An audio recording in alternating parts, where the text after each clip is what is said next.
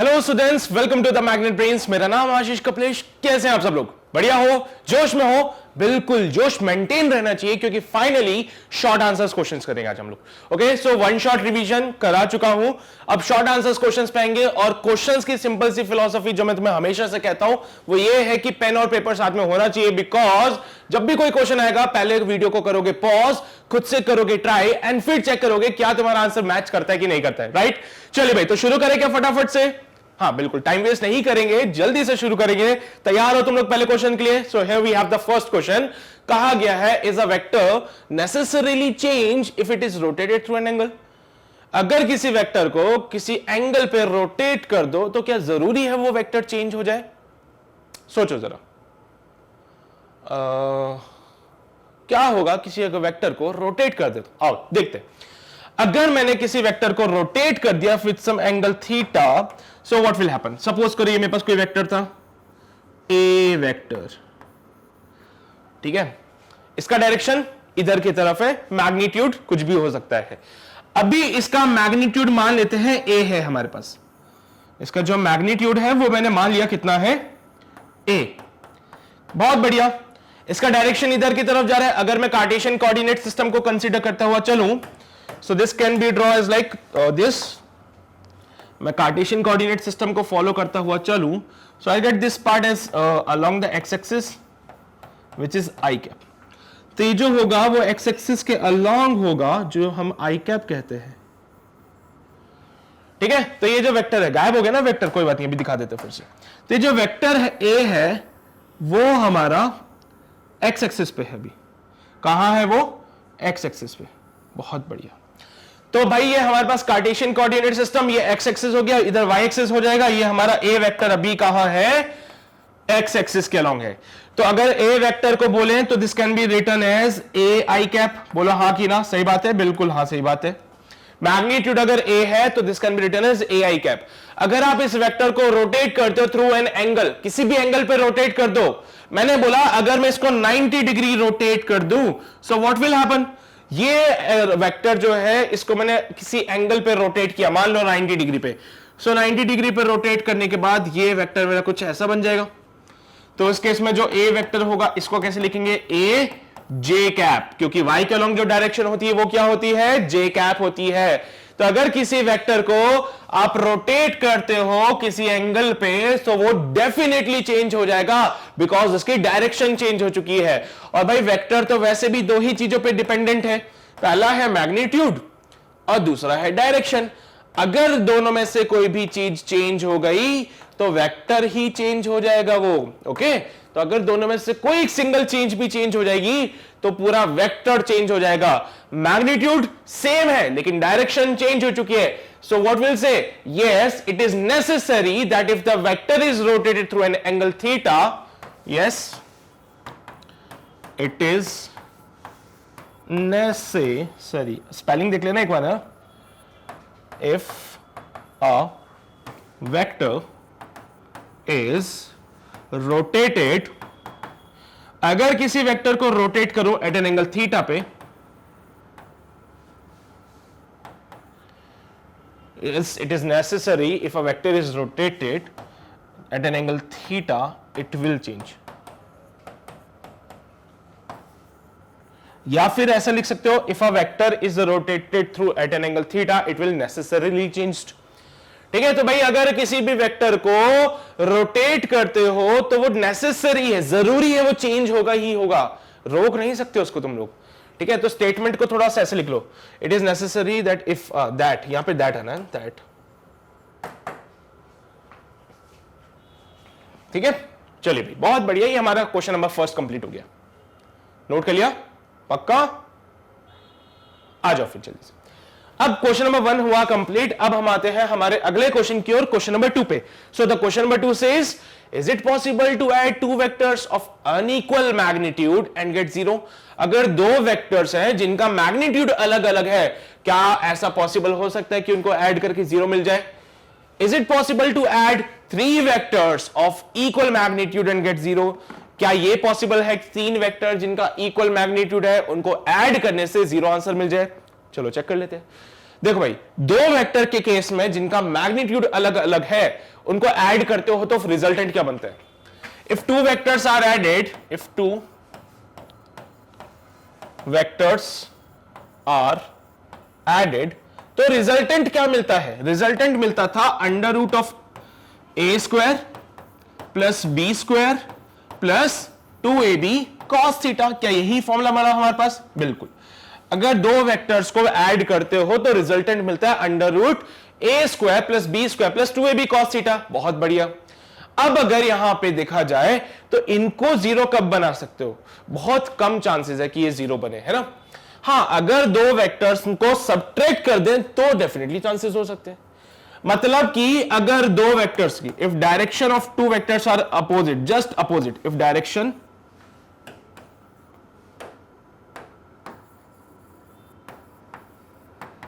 of two vectors are just opposite, अगर दोनों का डायरेक्शन जस्ट अपोजिट हो जाए तो क्या होगा? थीटा 180 डिग्री हो जाएगा। हाँ, थीटा 180 डिग्री हो जाएगा। तो दोनों के बीच में जो एंगल होगा वो कितना हो जाएगा? 180 degree. And in that case resultant can be written as under root of A square plus B square minus का बी, क्योंकि cos 180 माइनस का 1 होता है तो ये हो जाएगा माइनस का 2ab। तो ये क्या हो जाएगा बोलो तो? Under root of a minus B का होल स्क्वायर। मैंने लाख कोशिश कर ली, क्या मैंने सबसे एकदम खतरनाक वाली कंडीशन भी ले ली कि अगर 180 डिग्री हो जाए, जस्ट अपोजिट है अगर दो वेक्टर्स, तो रिजल्टेंट देखा a square plus B square minus का 2ab। यार ये तो a माइनस बी का फॉर्मूला था, तो a माइनस बी का होल स्क्वायर, अंडर रूट से स्क्वायर मर जाता है, हमारे पास रिजल्टेंट बचता है a माइनस बी। यानी कि अगर दो वेक्टर्स को मैं क्या करूं? माइनस कर दूं तो जाके कुछ ऐसा हो सकता है। तो रिजल्टेंट अगर मुझे मिलता है a minus B, this is the scenario जब दो वेक्टर्स जस्ट अपोजिट है। दिस इज द सिनेरियो जब दो वेक्टर्स जस्ट अपोजिट है। अगर ये a वेक्टर है तो ये b वेक्टर हो जाएगा। सो इन दैट केस इनका रिजल्टेंट क्या होगा? a plus B. कैसे करते हैं इसको? a plus of minus B, ऐसे। ठीक है, तो बात यह हुई कि भाई साहब अगर दो वेक्टर जस्ट अपोजिट है ना, तो भी उनका रिजल्टेंट का मैग्नीट्यूड a माइनस बी आ रहा है। तो भी इनके रिजल्टेंट का मैग्नीट्यूड a माइनस बी आ रहा है। यार अगर इनके मैग्नीट्यूड ही इक्वल नहीं है तो कुछ भी कर लो वो जीरो नहीं बन सकता है। So the statement is if their magnitudes are not equal, if their magnitudes are not equal, then resultant will never be zero. ठीक है, then resultant will never be zero. Resultant कभी जीरो नहीं होगा। तो ये तो पहला पार्ट क्लियर हो गया। क्या ऐसा कुछ पॉसिबल है कि दो वेक्टर जिनका अनइक्वल मैग्नीट्यूड है इनको ऐड करके जीरो मिल जाए? मैंने बोला ठीक है सर, एक काम करो, दो वेक्टर ऐसे ले लो जो जस्ट अपोजिट है एक दूसरे के। दो वेक्टर ऐसे ले लो जो जस्ट अपोजिट है, तो उनका रिजल्टेंट आता है a माइनस बी, उनका रिजल्टेंट आता है a माइनस बी। और अगर इनका रिजल्टेंट a माइनस बी है तो ये जीरो करने के लिए a और b को बराबर होना पड़ेगा, क्योंकि उसने कहा है अनइक्वल मैग्नीट्यूड्स, तो ये कभी जीरो नहीं हो सकते क्योंकि इनका मैग्नीट्यूड ही इक्वल नहीं है। तो भाई फटाफट से इसको नोट कर लीजिए, फिर हम बढ़ते हैं अगले पार्ट पे। Is it possible to add three vectors of equal magnitude? अच्छा ठीक है, दो वेक्टर का तो नहीं कर सकते, लेकिन अगर तीन वेक्टर इक्वल मैग्नीट्यूड के दे दें तो क्या जीरो मिल जाएगा? चलो चेक कर लेते हैं। चेक करना पड़ेगा ना। हो गया एक पार्ट, पहला पार्ट क्लियर हो गया। अभी दूसरा पार्ट सॉल्व करने जा रहे हैं हम लोग। ओके, कर लिया नोट? चलिए भाई बहुत बढ़िया। सो मैं काम कर देता हूं, रिजल्टेंट का फॉर्मूला तो यही रहने देता हूं, इसमें कुछ चेंजेस करता हूं। ठीक है, ध्यान से देखना। चलो पूरा हटा देते हैं। रिजल्टेंट का फॉर्मूला तुम्हें पता है। सपोज करो मैं एक डायग्राम बना रहा हूं, ध्यान से देखना। इक्वल मैग्नीट्यूड के वेक्टर लेने हैं, तो इसका एक वेक्टर मान लिया जिसका मैग्नीट्यूड a है, एक वेक्टर मान लिया जिसका मैग्नीट्यूड a है, और एक और वेक्टर जिसका मैग्नीट्यूड a है। क्या तुम्हें तीन वेक्टर दिख रहे हैं इक्वल मैग्नीट्यूड के? बिल्कुल दिख रहे हैं। अगर इन तीनों के बीच में एंगल 120 डिग्री आ जाए अगर इन तीनों के बीच का एंगल 120 डिग्री आ जाए तो क्या होगा? अगर तीनों के बीच का एंगल 120 डिग्री आ जाए so in that case what will happen? The resultant will be 0। यहां पे रिजल्टेंट 0 होता है, कैसे होता है वो बता दीजिए एक बार। वो रिजल्टेंट 0 कैसे होता है वो मैं बता देता हूं। देखो भाई क्या हुआ, हमने नीचे वाले दो वेक्टर्स को लिया, दोनों का सेम मैग्नीट्यूड है, हाँ, इन दोनों का रिजल्टेंट कहीं इधर आ रहा होगा, इन दोनों का रिजल्टेंट यहां आ रहा होगा, तो इनका रिजल्टेंट आर फाइंड करते हैं अंडर रूट ऑफ इसका स्क्वायर ए स्क्वायर, इसका स्क्वायर ए स्क्वायर प्लस 2 इसका मैग्नीट्यूड, इसका magnitude a to a. Resultant का formula a square plus B square plus 2ab, यहां पे ए और बी दोनों एक ही है, तो ए स्क्वायर प्लस 2a इंटू ए। कॉस एंगल कितना था दोनों के बीच में? 120, कॉस 120, क्योंकि दोनों के बीच का एंगल था 120 डिग्री का। दोनों के बीच का एंगल कितना था? 120 डिग्री का। तो इसको सॉल्व करते हैं, ठीक है, यहां पे कंफ्यूज मत होना, ये a इंटू ए है। सो हो जाएगा a square plus 2a square cos 120। Solve कर लो, under root of A square plus 2a square cos 120 का वैल्यू माइनस का 1/2 होता है। कॉस 120 का वैल्यू माइनस का 1/2 होता है। देखो जरा, 2 से तो 2 मर जाएगा, तो प्लस का ए स्क्वायर माइनस का ए स्क्वायर, बहुत बढ़िया मस्त चीज दिख गई हम लोगों को। ए square plus A square minus A square, a square से ए स्क्वायर मर गया, बचा क्या? अंडर रूट में a square, so this can be written as a. अरे वाह, मतलब कि दोनों का रिजल्टेंट निकाला तो आंसर आया ए। क्या बात है, 3 वेक्टर थे इक्वल मैग्नीट्यूड के, 2 का रिजल्टेंट लिया तो मुझे जो आंसर मिल रहा है वो किसी एक के मैग्नीट्यूड के बराबर है। तो इस डायग्राम को दोबारा से बना लूं मैं फटाफट से, रिजल्टेंट के साथ में एक वेक्टर मेरा जा रहा है ऊपर ए, दोनों का रिजल्टेंट नीचे आ रहा है आर, जिसका मैग्नीट्यूड ए के बराबर है, दोनों के बीच में एंगल बनता है 180 डिग्री का। फाइनल रिजल्टेंट निकालने जा रहा हूं, कितना आएगा देख लेना फटाफट से।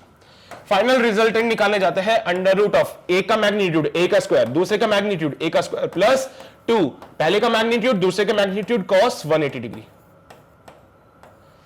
सही बात है। पहले तो क्या किया, किसी दो वेक्टर को उठा लो, कोई से भी दो जो तुम्हें अच्छे लगते हैं उसको उठा लो। ये वाला मैंने लिया, ये वाला मैंने लिया, दोनों का रिजल्टेंट निकाला, बीच में कहीं आएगा मैग्नीट्यूड आ रहा है ए, मैग्नीट्यूड कितना आ रहा है ए। अब मैंने क्या किया, एक फिर से डायग्राम बनाया जिसमें रिजल्टेंट को बनाया, ऊपर ए को बना दिया ए, नीचे रिजल्टेंट। अब फाइनल रिजल्टेंट निकालने जा रहा हूं मैं, नेट रिजल्टेंट निकालने जा रहा हूं यहां पे, ठीक है। सो इसको लिखते हैं आर नेट, नेट रिजल्टेंट निकालने जा रहा हूं, तो फॉर्मूला बनता है under root of A square plus 2a, यानी कि 2a स्क्वायर कॉस 180। तो सॉल्व करो, ए स्क्वायर प्लस ए स्क्वायर, अब देखो 2a square cos 180, cos 180 minus का 1 होता है, सो माइनस का 2a स्क्वायर, कॉस 180 का वैल्यू माइनस का 1, सो माइनस का 2a स्क्वायर, ये बनता है अंडर रूट में 2a स्क्वायर, ये बनता है 2a स्क्वायर। दिख रहा होगा तुम लोगों को, net resultant comes out be 0। मतलब 3 वेक्टर सेम मैग्नीट्यूड के अगर तीनों एक दूसरे के साथ 120 डिग्री का एंगल बनाते हैं तो रिजल्टेंट 0 होता है। ये स्टैंडर्ड वैल्यू है, याद रख लेना, हो जाए तो स्टैंडर्ड रिजल्ट है, याद रहे तो बहुत बढ़िया है, अच्छा है, स्टैंडर्ड रिजल्ट है ये। स्टैंडर्ड रिजल्ट क्या बोलता है, अगर 3 वेक्टर सेम मैग्नीट्यूड के, 3 वेक्टर ऑफ सेम मैग्नीट्यूड एक दूसरे के साथ 120 डिग्री का एंगल बनाते हैं तो जो इन तीनों का रिजल्टेंट होता है वो 0 होता है। स्टैंडर्ड रिजल्ट है, बताया था मैंने तुम लोगों को इसके बारे में पहले भी, नोट करो जल्दी से, ठीक है। पहला वाला पार्ट मैंने तुम्हें बता दिया था, दूसरा वाला पार्ट भी बता दिया, ये हमारा फाइनल क्वेश्चन कंप्लीट हो गया है। जल्दी से नोट कर लो इसको, फिर आगे बढ़ते हैं। हो गया, बढ़े आगे, चलिए बहुत बढ़िया। सो आगे बढ़ते हैं अगले सवाल पे, क्वेश्चन नंबर 3 पे आ जाते हैं। कहा गया है डज द फ्रेज, एक फ्रेज बोला गया है डायरेक्शन ऑफ जीरो वेक्टर, क्या इसका कोई मतलब है, क्या इसका कोई फिजिकल सिग्निफिकेंस है? हाँ, इसको एक्सप्लेन करो in terms of velocity and force, discuss करो इसके बारे में, फोर्स और वेलोसिटी के टर्म्स में। यार एक बात बताओ, पहली बात तो जीरो वेक्टर क्या होता है ये पता होना चाहिए। जीरो वेक्टर ऐसे वेक्टर होते हैं जिनका मैग्नीट्यूड 0 होता है। जीरो वेक्टर ऐसे वेक्टर्स हैं जिनके लिए मैग्नीट्यूड जो होता है वो 0 होता है, इनका मैग्नीट्यूड 0 होता है, इनका मैग्नीट्यूड 0 होता है। अब मैं इसको एक्सप्लेन करने की कोशिश करता हूं in terms of velocity and the force, force के टर्म्स में एक्सप्लेन करता हूं।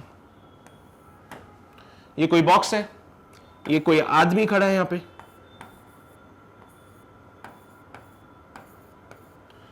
ठीक है। अब क्या होगा, अगर मैं बोलूं इस आदमी ने बॉक्स के ऊपर फोर्स लगाया है, तो तुम मुझसे पूछोगे कितना फोर्स लगाया है। मैंने बोला इस आदमी ने इसके ऊपर एफ फोर्स लगाया। ध्यान से सुनो, मैंने कहा इस आदमी ने उसके ऊपर एफ फोर्स लगाया है और एफ कितना है, 10 न्यूटन का है। तो तुम पूछोगे कौन सी डायरेक्शन में लगाया है, तो मैं बोलूंगा भाई इस वाली पर्टिकुलर डायरेक्शन में फोर्स लगाया है ना। तो फोर्स वेक्टर क्वांटिटी है 10 न्यूटन का फोर्स इधर की तरफ जा रहे हैं, आई कैप लगाएंगे तो फोर्स वेक्टर के फॉर्म में कैसे लिखोगे, 10 आई कैप, बिकॉज इधर की डायरेक्शन हम आई कैप में लेते थे। चलिए भाई, लेकिन अगर बात बोलूं जीरो वेक्टर की, तो जीरो वेक्टर का तो मैग्नीट्यूड ही नहीं होता है, जीरो वेक्टर का मैग्नीट्यूड ही नहीं होता है। तो अगर मैं बोलूं कि भैया इसने फोर्स लगाया है, कितना लगाया है, जीरो फोर्स लगाया। अब जीरो फोर्स लगाया तो तुम भी परेशान। मैंने बोला 0 न्यूटन का फोर्स लगाया तो तुम भी परेशान कि सर 0 न्यूटन का फोर्स लगाया तो कोई डायरेक्शन होगी 0 न्यूटन की। बोलो भाई, कोई डायरेक्शन, किसी 0 न्यूटन के फोर्स की कोई डायरेक्शन होती है। मैं तुमसे बोलूं इस आदमी ने फोर्स लगाया इसके ऊपर, तुम पूछोगे सर कितना फोर्स लगाया, मैंने बोला 0 फोर्स लगाया। इसके आगे कुछ पूछोगे, तुम कुछ पूछोगे उसके आगे तुम लोग। अगर मैंने बोल दिया 0 न्यूटन का फोर्स लगाया तो तुम चुपचाप बैठ जाओगे, फिर तुम ये नहीं पूछोगे कौन सी डायरेक्शन में। जीरो वेक्टर, जीरो मैग्नीट्यूड, ये लो भाई, इसकी कोई डायरेक्शन पता है तुम्हें। वेक्टर क्या होता था, एरो से रिप्रेजेंट करते थे वेक्टर को। वेक्टर को रिप्रेजेंट करते हैं एरो से, और जब ये एरो बनता है तो उसमें एरो का जो लेंथ होता है वो हमें मैग्नीट्यूड देता है। एरो का जो लेंथ है ये हमें क्या देगा, मैग्नीट्यूड। एरो का जो लेंथ है वो हमें क्या देगा, मैग्नीट्यूड देगा। तो भाई साहब क्या बोला, ये वेक्टर का रिप्रेजेंटेशन है जिसमें एरो का जो लेंथ होता है वो हमें मैग्नीट्यूड देता है। जब इसने बोल दिया जीरो वेक्टर तो इसका कोई मैग्नीट्यूड ही नहीं है। अरे मैग्नीट्यूड ही नहीं है मतलब ये डॉट बन गया।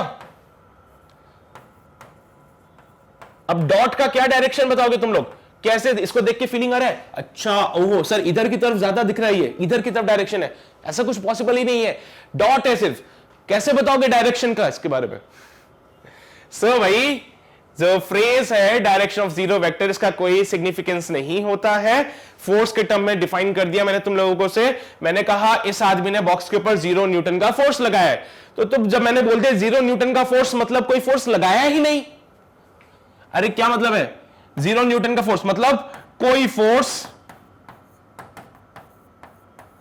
लगाया ही नहीं। और अगर कोई फोर्स लगाया ही नहीं तो फिर काहे की डायरेक्शन भैया, किस बात की डायरेक्शन। सिमिलरली अगर मैं एक केस कंसीडर करता हूं, यहां पे ध्यान से देखना, वेलोसिटी का। तो मैंने बोला भैया ये हमारे पास गाड़ी है, ठीक है, गाड़ी है, कौन सी है पता नहीं, कौन सी है, जो भी है हमें गाड़ी से मतलब है। मैंने बोला है गाड़ी के पास वेलोसिटी है, 30 किलोमीटर पर आवर की वेलोसिटी है। तुम पूछोगे कि वेलोसिटी अगर 30 किलोमीटर पर आवर है तो वो कहां है, किस डायरेक्शन में है, क्योंकि आपने बोला वेलोसिटी, तो वेलोसिटी तो वेक्टर क्वांटिटी होती है, डायरेक्शन बतानी पड़ेगी। वेलोसिटी का मतलब गाड़ी चल रही है। अगर गाड़ी के पास 30 किलोमीटर पर आवर की वेलोसिटी है, दैट मींस गाड़ी चल रही है। कौन सी डायरेक्शन में चल रही है ये, फिर मैं तुम्हें बताऊंगा, इधर की तरफ जा रही है। तो तुम बोलोगे अच्छा आई कैप, ठीक है समझ आ गया, है ना। अगर मैं बोल दूं वेलोसिटी 0 है, फिर क्या तुम पूछोगे मुझसे कुछ। अगर मैं बोलूं गाड़ी का वेलोसिटी 0 है, फिर क्या तुम मुझसे कुछ पूछोगे क्या, ये पूछोगे सर कौन सी डायरेक्शन में। अगर मैं बोल दूं गाड़ी का वेलोसिटी 0 हो गया है, फिर तुम मुझसे ये पूछोगे कौन सी डायरेक्शन में, नहीं पूछोगे ना। तो तुम समझ गए कि वेलोसिटी 0 है, दैट मींस अब गाड़ी रुक चुकी है रेस्ट पे। भाई रेस्ट के लिए कोई डायरेक्शन तो चाहिए नहीं होती। तो जब भी अगर बोले direction of the zero vector, इसका कोई मतलब नहीं है, फालतू की बात बोली गई है। जीरो वेक्टर का मैग्नीट्यूड 0 होता है। अगर जीरो फोर्स की बात करोगे तो मतलब कोई फोर्स लगाया ही नहीं। जीरो वेक्टर वेलोसिटी है, दैट मींस बॉडी रेस्ट पे है। अगर किसी बॉडी के ऊपर फोर्स लगाया ही नहीं तो डायरेक्शन कहां से आएगी उसके पास में। अगर कोई बॉडी चल ही नहीं रहा है तो डायरेक्शन कहां आएगी उसके पास में। एक जगह खड़ा हो जाऊं तो फिर क्या डायरेक्शन है इसमें। इतनी देर से अगर एक जगह खड़ा रहे आदमी तो उसका कौन सा डायरेक्शन। हाँ अगर मैं चलता हूं तो तुम्हें पता है कि सर आप इधर जा रहे हो, अभी सर आप इस तरफ जा रहे हो, तो वो चीजें पता चलती है जब आप कोई बॉडी मूव कर रहा होता है, जब उसके पास वेलोसिटी होती है। बॉक्स को देखोगे तो मैंने बोला भैया फोर्स लगाओ, अब मैं फोर्स लगा के बॉक्स को आगे लेके जाऊंगा तो तुम्हें पता चलेगा ना कि यार हाँ इस डायरेक्शन में जा रहे हो। अगर इस पे 0 न्यूटन का फोर्स लगाया है, फिर फोर्स ही नहीं लगा तो काहे की डायरेक्शन, रेस्ट पे है बॉडी तो काहे की डायरेक्शन। तो इसलिए कहते हैं जीरो वेक्टर के पास कोई मैग्नीट्यूड नहीं होता है एंड हेंस कोई डायरेक्शन भी नहीं होता है। Got it? क्लियर? नोट करो।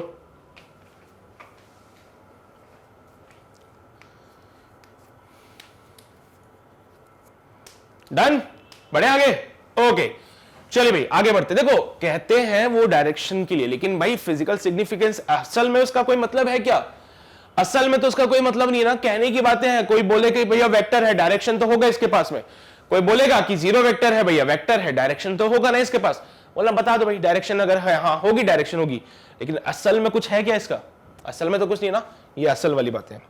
चलिए भाई उम्मीद करता हूं नोट कर लिया होगा तुम लोगों ने। अब हम बढ़ते हैं हमारे नेक्स्ट क्वेश्चन की और क्वेश्चन नंबर 4 पे आ जाते हैं। So the question number 4 says can you add 3 unit vectors to get a unit vector. अगर 3 यूनिट वेक्टर को ऐड करना है तो क्या कर सकते हो आप लोग? कर सकते हैं हम लोग, बिल्कुल कर सकते हैं। पर वो बोल रहा है कि 3 यूनिट वेक्टर को ऐड करके यूनिट वेक्टर ही चाहिए। ये पॉसिबल है क्या? बिल्कुल गलत बात है। Does your answer change if 2 unit vectors are along the coordinate axis? क्या आपका आंसर चेंज हो जाएगा अगर 2 यूनिट वेक्टर आपके कोऑर्डिनेट एक्सिस की अलोंग हो जाएं? तो सोचना पड़ेगा। सोचो जरा, देखो क्या आंसर आता है।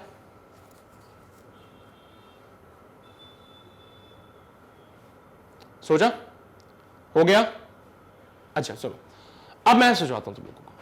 Can you add 3 unit vectors to get a unit vector. देखो भाई 3 यूनिट वेक्टर को ऐड करना है, ठीक है? तो आई कैप पहला यूनिट वेक्टर, जे कैप दूसरा यूनिट वेक्टर और के कैप। कर लो, चलेगा ना? चलेगा। तो एक कोई वेक्टर है ए वेक्टर, वो ये लिख दिया मैंने। 3 यूनिट वेक्टर है, 3 यूनिट वेक्टर है, इनको ऐड करते हैं तो जो रिजल्टेंट आता है वो आता है under root of 1 + 1 + 1 under root of 3 मिल रहा है। 3 यूनिट वेक्टर है, एक तो आई कैप, जे कैप और के कैप। इनको जब ऐड किया मैंने तो रिजल्टेंट मिला अंडर रूट 3। तो क्या 3 यूनिट वेक्टर को ऐड करके रिजल्टेंट कभी तुम ये निकाल पाओगे? आपको कैसे पता I cap, J cap, K cap है? जरूरी नहीं है ना। तो देखो to get a unit vector मतलब उसने बोला है कि आपको यूनिट वेक्टर चाहिए, तो यहां से तो नहीं आ रहा है। चलो दूसरा केस लेते हैं, फिर दूसरा केस लेते हैं। 2 वेक्टर को अगर मैं आई कैप के अलोंग ले लूं, यानी ए वेक्टर और बी वेक्टर मेरा इधर आ जाए और जो मेरा सी वेक्टर है वो इधर आ जाए, क्या यूनिट वेक्टर होगा? Magnitude of A, magnitude of B and the magnitude of C should be equals to 1। Unit vector है तो इनका मैग्नीट्यूड 1 होना चाहिए, इनका मैग्नीट्यूड 1 होना चाहिए। एक केस लेके देखा जिसमें 3 वेक्टर तीनों एक्सिस के अलोंग थे, वहां पे तो अंडर रूट 3 आ रहा है। अब मैं एक केस लेता हूं जिसमें 2 वेक्टर एक्स एक्सिस की तरफ है और एक वेक्टर माइनस एक्स एक्सिस की तरफ है, तो ये तो प्लस का एक्स हो जाएगा, ये माइनस का एक्स हो जाएगा। चलो चेक करते हैं, क्या ये यूनिट वेक्टर है तीनों? हाँ बिल्कुल ये यूनिट वेक्टर है। अरे इसका मैग्नीट्यूड और इन दोनों का मैग्नीट्यूड 1 है। चलो भाई बहुत बढ़िया।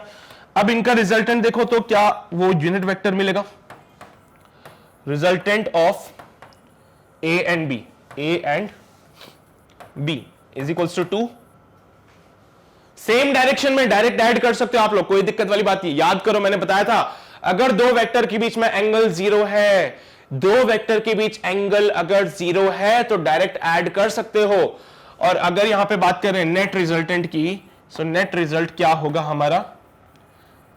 Resultant of A B minus का सी। ए बी का रिजल्टेंट 2 आ रहा है, ये माइनस का है इसलिए माइनस का 1 इज इक्वल्स टू 1 हो गया। सर ये क्या कर रहे हो? डायरेक्टली ऐड हो रहे हैं। तो अरे भाई मैंने तुम्हें पहले भी बताया था अगर 2 वेक्टर सेम डायरेक्शन में है तो डायरेक्टली ऐड कर सकते हो, 2 वेक्टर अपोजिट डायरेक्शन में तो डायरेक्टली माइनस कर सकते हो। फिर भी तुम्हें भरोसा नहीं है मेरे पे तो दिखा देता हूं तुम लोगों को। देखो भाई फॉर्मूला क्या होता है? Under root of A square plus B square plus 2ab cos theta. कितना एंगल है इनके बीच में? 0 का है। इनके बीच में ए और बी दोनों सेम डायरेक्शन में ना, अरे ए और बी दोनों हमारे सेम डायरेक्शन में। तो ए और बी अगर सेम डायरेक्शन में है तो क्या गया? Under root a square plus B square plus 2ab cos theta. कितना होगा angle 0? Under root of A square plus B square plus 2ab cos 0, cos 0 का वैल्यू होता है 1, cos 0 का वैल्यू 1 होता है अंडर रूट ऑफ a का square plus b का square plus 2ab is the resultant of a and b। a plus B का whole square बनता है, ये क्या बनता है, a प्लस बी का होल स्क्वायर। चलो यहां पे सॉल्व करते हैं, इसको मैं हटा रहा हूं, फालतू की बात थी। तो यहां पे लिखूंगा resultant of A B is equals to under root of a plus B का होल स्क्वायर, ये बन जाएगा a प्लस बी। यही तो कह रहा था तुम लोगों से मैं, अरे a square plus B square plus 2ab, a plus B होता है का होल स्क्वायर होता है, अंडर रूट से स्क्वायर मर जाएगा, a प्लस बी बनेगा। यही तो बोला था, अगर सेम डायरेक्शन में दो वेक्टर्स हैं, अगर दो वेक्टर सेम डायरेक्शन में हैं, उनको डायरेक्टली ऐड कर सकते हो। तो पहले का मैग्नीट्यूड 1 है, दूसरे का मैग्नीट्यूड 1 है, तो 1 प्लस 1 2 कर दिया ना। तो आगे की तरफ जा रहा है इनका रिजल्टेंट ए बी का, वो है 2। तो यहां पे ए बी का रिजल्टेंट आगे 2 जा रहा है और सी पीछे 1 आ रहा है, तो नेट रिजल्टेंट जो होगा वो क्या हो जाएगा। करना चाहते हो फिर से यही फॉर्मूला लगा देना, थीटा की जगह 180 पुट कर देना, यही फॉर्मूला लगा के थीटा की जगह 180 डिग्री पुट कर दो। तो अगर ऐसा करोगे तो under root of R A B का स्क्वायर प्लस सी का square plus 2 R A B C into cos 180 cos 180। So देख लो भाई, अंडर रूट ऑफ यहां पे क्या बनेगा, आर ए बी लिख देता हूं अभी तो, है ना, अभी तो आर ए बी का लिख देता हूं स्क्वायर प्लस सी का स्क्वायर।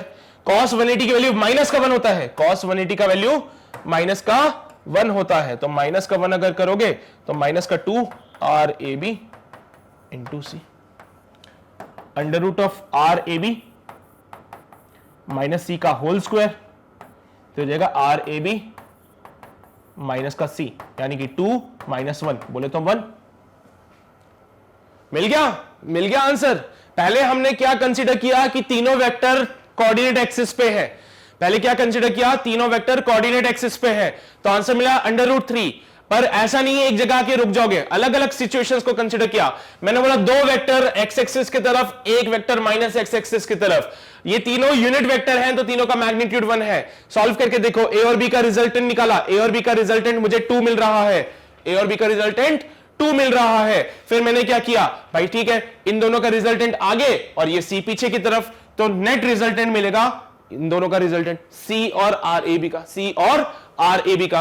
दोनों अपोजिट डायरेक्शन में थे, इसलिए मैंने यहां पे 180 पुट कर दिया, दोनों ही अपोजिट डायरेक्शन में थे इसलिए 180 पुट कर दिया। सॉल्व करो तो भैया 2 माइनस 1 आ रहा है, मतलब जो नेट रिजल्टेंट है वो कितना है, 1 है। तो यही तो समझा रहा हूं तुम लोगों को कि 3 यूनिट वेक्टर को ऐड किया तो यूनिट वेक्टर मिला, 3 यूनिट वेक्टर को ऐड किया तो यूनिट वेक्टर मिला। पर उसके लिए मैंने कंडीशन डिफाइन की, ये वाली कंडीशन लगेगी तो ही काम होगा, ये वाली कंडीशन लगेगी तो ही काम होगा। तो जल्दी से नोट करो फिर आगे बढ़ते, कर लिया नोट, पक्का, बढ़े आगे, आ जाओ फिर जल्दी से। सो बढ़ते हैं अगले पार्ट पे, क्वेश्चन नंबर 5 पे कहा गया एक फिजिकल क्वांटिटी। अच्छा सारे पार्ट कर लिए किसके, नहीं है ना, हाँ एक अगला पार्ट रह गया है भाई। Does your answer change if the 2 unit vectors are along the coordinate axis. अगर 2 यूनिट वेक्टर, कोई सी भी 2, अगर कोऑर्डिनेट एक्सिस के अलोंग है तो क्या तुम्हारा आंसर चेंज हो जाएगा। अगर तुम्हारे पास में 2 यूनिट जो वेक्टर्स जो है वो अलोंग द कोऑर्डिनेट्स है तो क्या तुम्हारा आंसर चेंज होगा। चलो देखते हैं। ठीक है भाई, एक वेक्टर मैं ले लेता हूं इधर की तरफ, ठीक है, ये मेरा ए वेक्टर, एक वेक्टर मैं ले लेता हूं यहां पे बी वेक्टर। अब ए वेक्टर को कहां पे ले लें, देखो उसने बोला 2 को कोऑर्डिनेट एक्सिस पे होना चाहिए, उसने बोला 2 वेक्टर को कोऑर्डिनेट एक्सिस पे होना चाहिए, तीसरा कहीं पे भी हो कोई फर्क नहीं पड़ता है। तीसरे को मैंने यहां ले लिया, सी वेक्टर को। उसने क्या बोला, 2 को कोऑर्डिनेट एक्सिस पे होना चाहिए, तीसरा भले कहीं पे भी हो कोई फर्क नहीं पड़ता है। तो लो भाई, ये मैंने ले लिया एक्स एक्सिस पे, ये मैंने ले लिया माइनस का एक्स एक्सिस पे, ये मैंने ले लिया वाई एक्सिस पे। अब देखो भाई, तुम्हारे आंसर दिख रहे होंगे तुम लोगों को, क्या बोला है कि कोई से भी 2 वेक्टर मान लो, ये दोनों कोऑर्डिनेट एक्सिस पे या फिर ये दोनों कोऑर्डिनेट एक्सिस पे है ना, तो कोई से भी 2 अगर कोऑर्डिनेट एक्सिस पे है तो तीसरे का आंसर हमेशा क्या आएगा, सही है। देखो किसी एक को नेगेटिव पे ले लेना, पर उसमें किसी एक को नेगेटिव पे ले लेना, तो जाके आंसर आएगा। चलो भाई, तो आर ए बी अगर देखा जाए तो वो कितना मिल रहा है, 0 मिल रहा है क्या? देखो इधर जो है ए वेक्टर, उधर जो है बी वेक्टर, दोनों का जो मैग्नीट्यूड है वो है 1, दोनों का ही मैग्नीट्यूड कितना है 1, तो 1 मैग्नीट्यूड अपोजिट डायरेक्शन, मैग्नीट्यूड 1 है, डायरेक्शन अपोजिट है, तो रिजल्टेंट तो 0 ही होगा ना। नहीं समझे मैंने क्या बोला था? डायरेक्टली ऐड या माइनस कर देना। अगर दोनों ही क्या, अगर दोनों सेम या अपोजिट डायरेक्शन में होते हैं तो डायरेक्टली प्लस या माइनस कर सकते हो। तो यहां आर ए माइनस बी कर दिया तो ये तो 0 हो गया, तो आर ए बी तो 0 हो गया मेरे पास। तो बचा कौन? अकेला सी बचा। तो रिजल्टेंट जो होगा, नेट रिजल्टेंट, वो हमारा सी के मैग्नीट्यूड के बराबर हो जाएगा, that will be equal to 1। तो क्या तुम्हारे आंसर में कोई परिवर्तन आया अगर तुमने किसी दो यूनिट वेक्टर को कोऑर्डिनेट एक्सिस पे लिया? नहीं, पहले भी हमारा वही आ रहा था, आज भी हमारा वही आ रहा है, तो क्या फर्क पड़ता है यार? ठीक है, तो आपने क्या किया, 3 यूनिट वेक्टर को ऐड किया जिससे कि यूनिट वेक्टर आए। तुम्हारा आंसर चेंज हुआ if 2 unit vectors are along the coordinate axis. पहले वाला केस जो मैंने लिया था उसमें भी क्या था, 2 यूनिट वेक्टर तो कोऑर्डिनेट एक्सिस पे थे, तीसरा कहीं पे भी हो, हमें क्या मतलब है उससे? ठीक है, तो भाई अगर तुम 3 यूनिट वेक्टर लेते हो तो उससे यूनिट वेक्टर मिल सकता है क्या?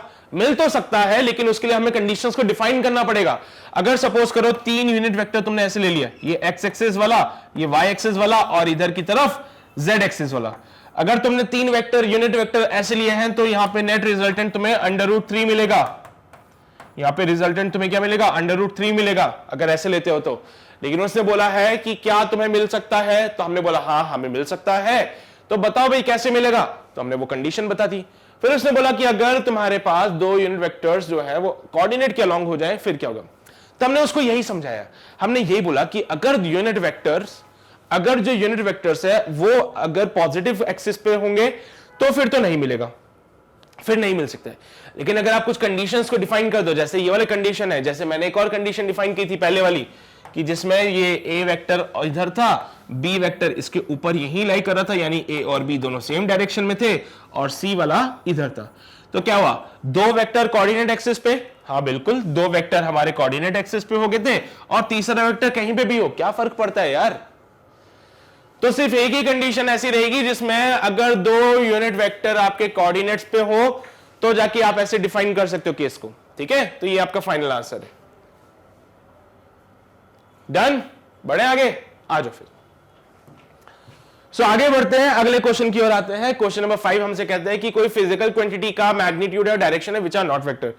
कोई एक ऐसी क्वांटिटी बताओ जिसके पास मैग्नीट्यूड भी है, डायरेक्शन भी है, but still it's not a vector. बड़ा सिंपल है यार ये तो। क्या है क्या है क्या है?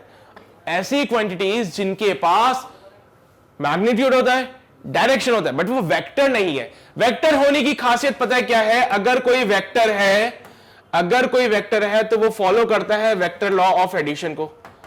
अगर कोई वेक्टर है तो वो वेक्टर लॉ ऑफ एडिशन को फॉलो करेगा, और अगर वो वेक्टर नहीं है तो वो फॉलो नहीं करेगा। तो अगर कोई वेक्टर है तो वो वेक्टर लॉ ऑफ एडिशन को फॉलो करता है, अगर वो नहीं है तो वो फॉलो नहीं करेगा। लेकिन कुछ क्वांटिटीज ऐसी होती है जो जिनके पास मैग्नीट्यूड होता है, डायरेक्शन भी होता है, लेकिन ये फॉलो नहीं करते हैं वेक्टर लॉ ऑफ एडिशन को।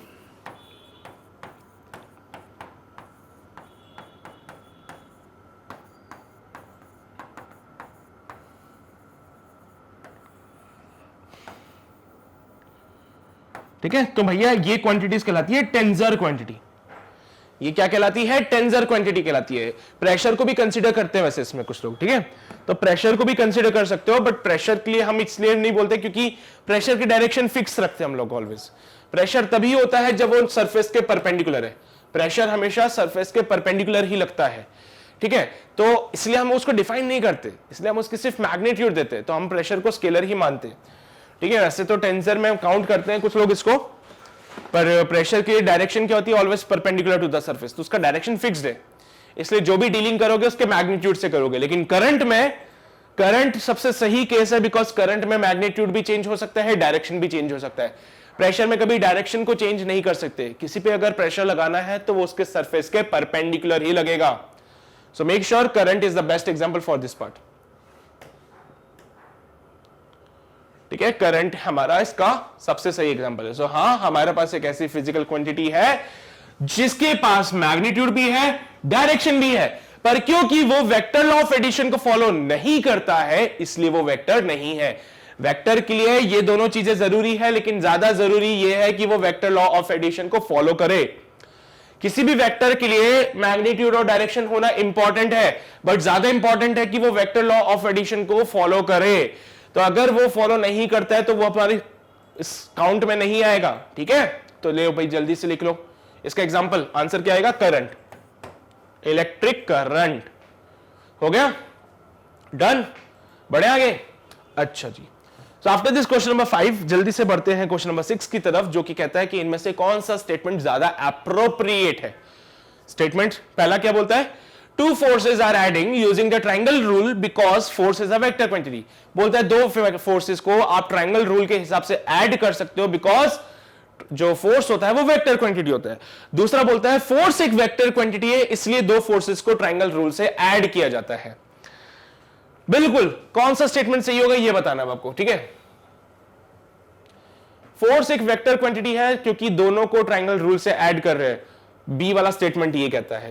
पहला स्टेटमेंट बोलता है फोर्स एक वेक्टर क्वांटिटी है इसलिए उसको वेक्टर लॉ एडिशन से फॉलो कर ऐड करते हैं। पहला स्टेटमेंट बोलता है फोर्स वेक्टर है, फोर्स वेक्टर है इसलिए तुमने वेक्टर लॉ ऑफ एडिशन को लगाया। पहला स्टेटमेंट बोलता है। दूसरा स्टेटमेंट बोलता है फोर्स एक वेक्टर है क्योंकि फोर्स को तुमने ट्रायंगल रूल से एडिशन किया। थोड़ा सा डिफरेंस है। देखो, दूसरे स्टेटमेंट के हिसाब से वो कह रहा है कि भाई फोर्स को ट्रायंगल रूल से ऐड किया जाता है इसलिए फोर्स वेक्टर है। दूसरा स्टेटमेंट क्या बोल रहा है? फोर्स को ट्रायंगल रूल से ऐड किया जाता है इसलिए फोर्स वेक्टर है। पहला स्टेटमेंट बोलता है फोर्स वेक्टर है इसलिए वेक्टर को ट्रायंगल रूल से ऐड किया जाता है। तो कौन सा स्टेटमेंट सही होगा इसमें से बताओ? स्टेटमेंट दोनों ही सही है, लेकिन ज्यादा सही कौन है? पहला स्टेटमेंट मेरे हिसाब से बिल्कुल सही होना चाहिए। हम ये जानते हैं फोर्स वेक्टर है, हम ये जानते हैं that force is a vector quantity. Force एक वेक्टर क्वांटिटी है और वेक्टर क्वांटिटीज जो होती है वो वेक्टर लॉ ऑफ एडिशन से ऐड होती है। वेक्टर जो होता है वो वेक्टर लॉ ऑफ एडिशन से ऐड किया जाता है। इसीलिए पहला स्टेटमेंट मेरे हिसाब से ज्यादा सही रहेगा कि फोर्स को ऐड किया जाता है ट्रायंगल रूल से। वेक्टर लॉ ऑफ एडिशन में ट्रायंगल रूल पढ़ा है तुम लोगों ने, क्योंकि फोर्स वेक्टर है। भाई वो वेक्टर है तभी वेक्टर लॉ एडिशन लगाया तुमने, वेक्टर है तभी तुमने वेक्टर लॉ ऑफ एडिशन को लगाया है। वेक्टर लॉ ऑफ एडिशन लगाया है इसलिए वो वेक्टर है। नहीं, ये बात नहीं। आपको कैसे पता चला यार? आपने पहले कैसे लॉ लगा दिया है ना? तो पहले हमें यह पता होना चाहिए कि जो क्वांटिटी हमें दे रखी है वो स्केलर है या वेक्टर है।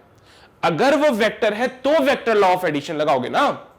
दूसरा स्टेटमेंट क्या बोलता है? दूसरा स्टेटमेंट बोलता है फोर्स को हम ट्रायंगल रूल से ऐड करते हैं, फोर्स को हम ट्रायंगल रूल से ऐड करते हैं इसलिए फोर्स वेक्टर है।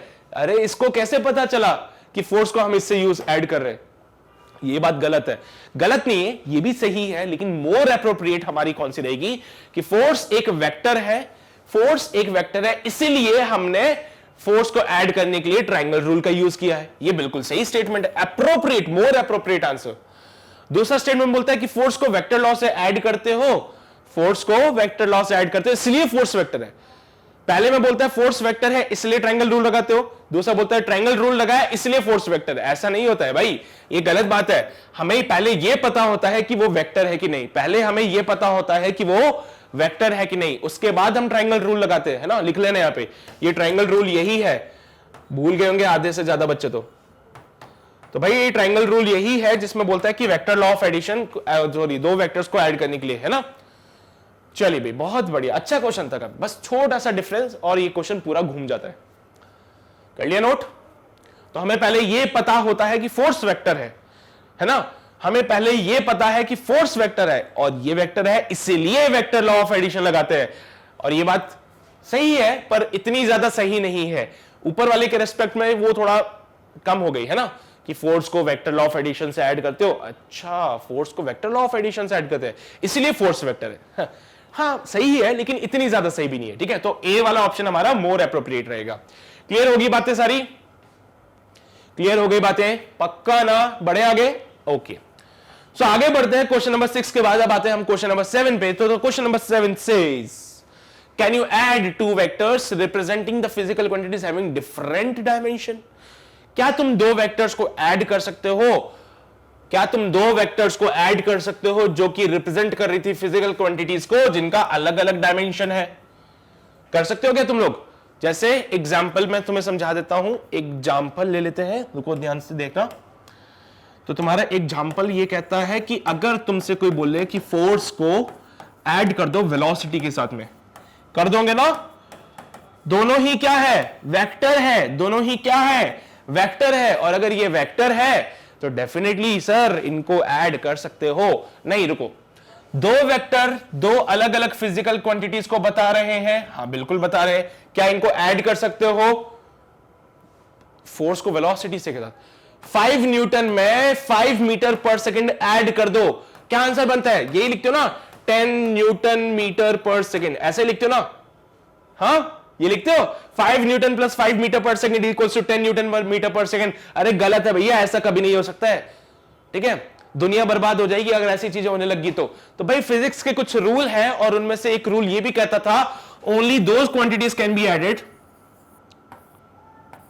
Only those quantities can be added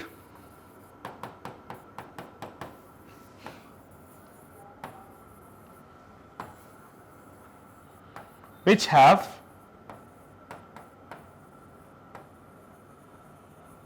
same dimensions.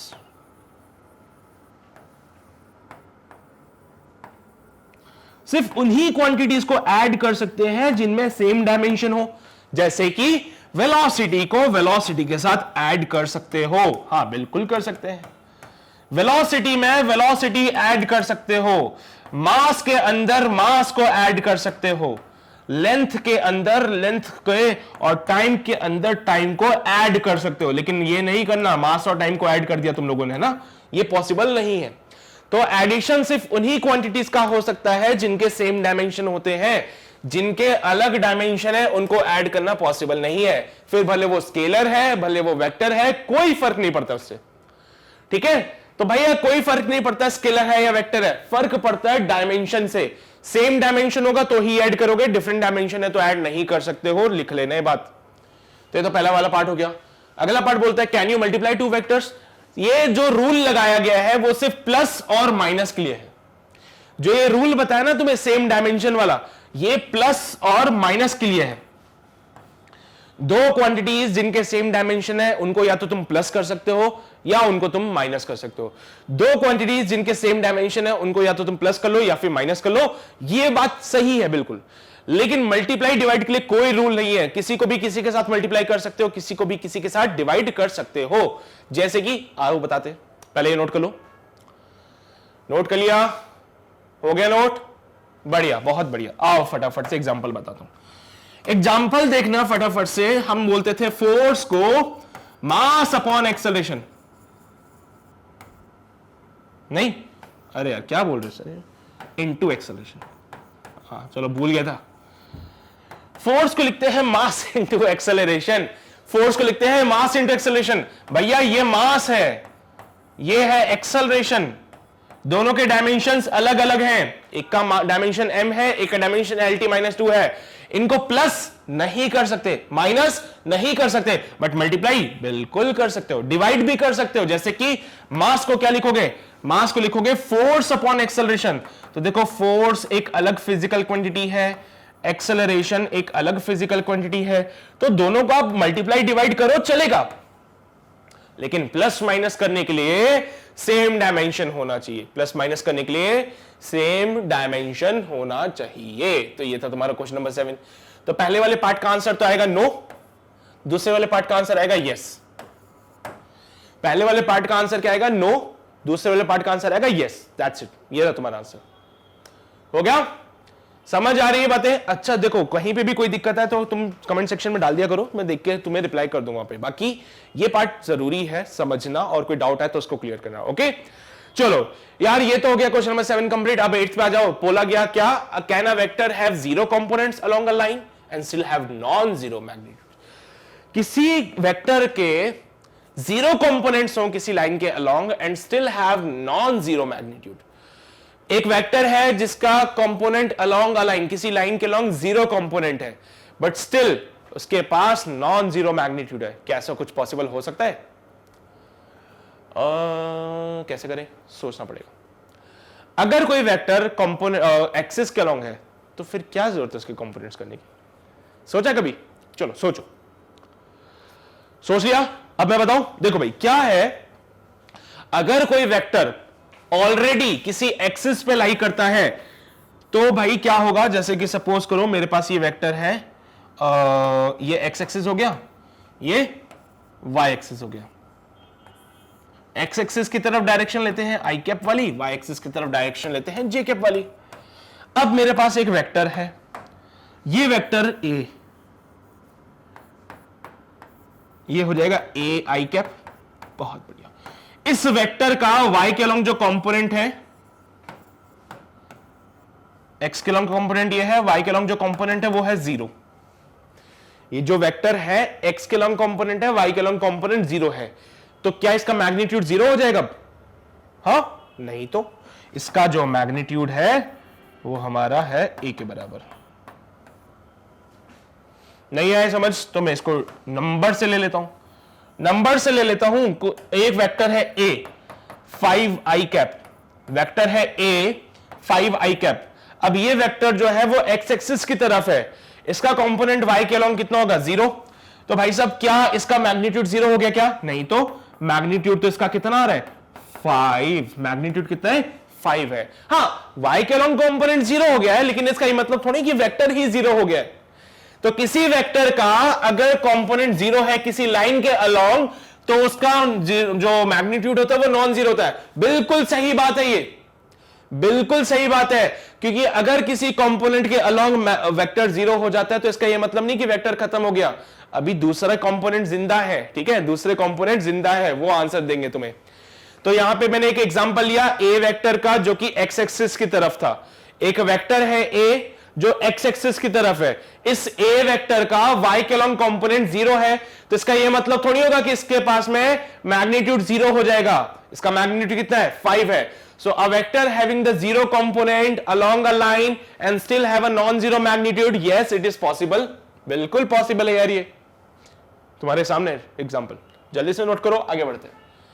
एक वेक्टर के पास जीरो कंपोनेंट, ठीक है, सही है, बिल्कुल सही है। हो गया? बढ़े आगे? पक्का ना? समझ आ रहा है? All right. So after this question number 8 let's move on to next question, question number 9। बोला गया let's say E1 and E2, ठीक है, यहां पे भाई एप्सिलॉन है वैसे तो ये, बट अभी एप्सिलॉन कह के मैं तुम्हें डराना नहीं चाहता हूं, तो बस समझ लो एप्सिलॉन बोलते हैं वैसे तो इनको एप्सिलॉन बोलते हैं, लेकिन मैं एप्सिलॉन बोल के डराना नहीं चाहता था तुम लोगों को, इसलिए E1 E2 कहता हूं। एप्लिसॉन लिख दिया ना मैंने, एप्सिलॉन। क्या हो रहा है यार, एक मिनट रुको। एप्सिलॉन, एप्सिलॉन 1, एप्सिलॉन 2, ठीक है, are the angles made by A vector and the minus A vector with the positive X axis. तो शो करो tan epsilon 1 equals to tan epsilon 2। भाई सब क्या है, ये हमारी पॉजिटिव एक्स एक्सिस हो गई, पॉजिटिव एक्स एक्सिस है, इसके साथ में एक बना देता हूं ए वेक्टर, एक बना लेता हूं माइनस का ए वेक्टर। ये हो गया ए वेक्टर, ये हो जाएगा माइनस का ए वेक्टर। एक हो गया ए वेक्टर, एक हो गया माइनस का ए वेक्टर। उसने बोला है epsilon 1 is the angle made by the A vector with the positive X axis. Positive X axis के साथ में ये एप्सिलॉन 2 एंगल बनाता है। एंगल हमेशा एक्स एक्सिस से एंटी क्लॉकवाइज डायरेक्शन में कंसीडर करना है।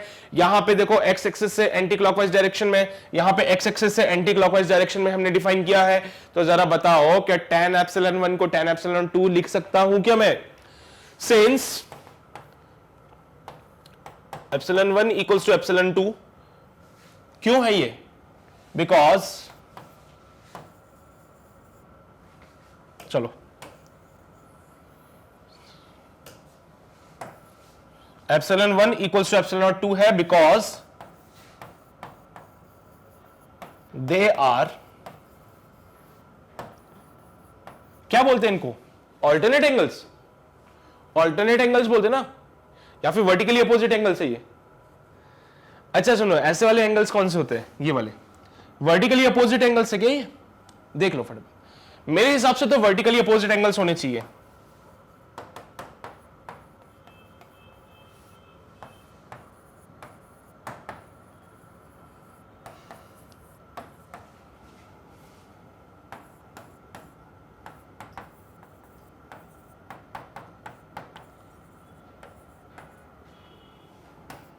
Since E1 equals to E2 है, सॉरी ε1 इक्वल्स टू ε2 है, क्योंकि ये वर्टिकली अपोजिट एंगल से दिख रहा होगा तुम लोगों को, ये वाले दोनों एक दूसरे के सामने सामने वाले हैं, ये बराबर होते हैं।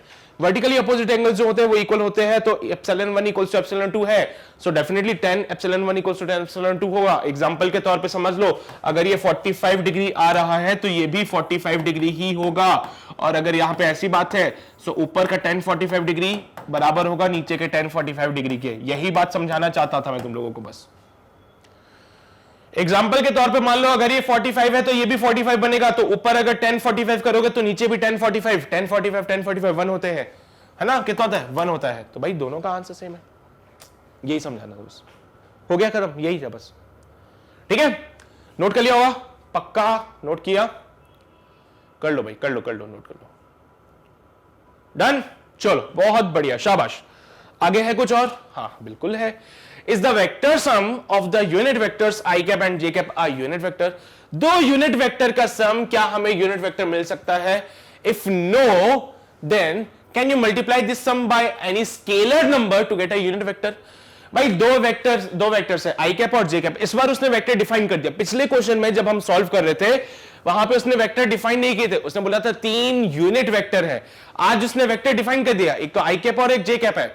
तो क्या इनका सम हमें यूनिट वेक्टर मिलेगा? तो देख लेते हैं। रिजल्टेंट जो होगा वो होगा अंडर रूट ऑफ इसका स्क्वायर 1, उसका स्क्वायर 1 प्लस 2 1 इंटू 1 कॉस, दोनों के बीच का एंगल 90 डिग्री हो जाएगा। कैसे पता चला आपको? ये रहा तुम्हारा आई कैप और ये रहा तुम्हारा जे कैप। तो ये लो बनी, हमने दोनों ही बनाए आई कैप और जे कैप।